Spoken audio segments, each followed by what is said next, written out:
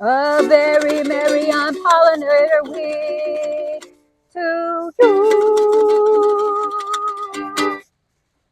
Welcome back, everybody, to this edition of Un-Pollinator Week. This is Susie with St. Louis Native Plants. And today I've once again got my tea for this tea party. And I'm sitting amongst some bald cypress knees and bald cypress trees. And it is quite the rainy day today. So, sometimes humans, we have a tendency to retreat indoors, or at least under shelter on rainy days. Insects are kind of similar, but of course they can't go inside a house or a building. But what they do instead is they find shelter outside. And so this can take the form of a hole in the ground or a crevice in a rock or the underside of a branch or underneath trees or tree bark. It also can be under leaves of plants that are otherwise out in the open, but it almost acts like a little umbrella for them. So we're going to go out and see what kind of unpollinators we find. Rainy days can be a really cool day to investigate for insects if you know where to look, just because they're not moving around as much. So they're a little easier to spot if you know where to look. So let's go ahead and find some unpollinators.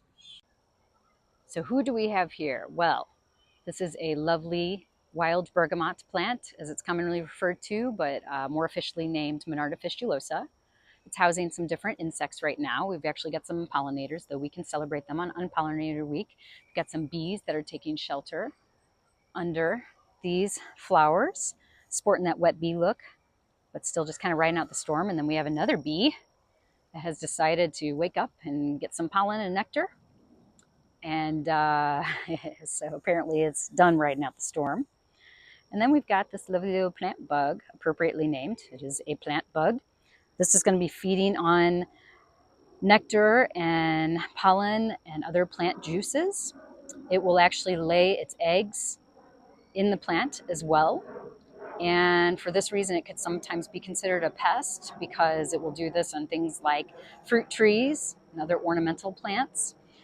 But it is an important part of the food web. It's something that can feed a lot of other beings, such as other arthropods, including spiders, wasps, flies, mantises, different things like that. In addition to that, this can be an important food source for birds, especially when they're raising their young. So this is a good one to have around. It's a welcome sighting on plants for that reason, or it can be. And that is why it is today's featured Un-Pollinator for this week. That's all for today. Thanks for joining me on this edition of Un-Pollinator Week. And a very merry Un-Pollinator Week.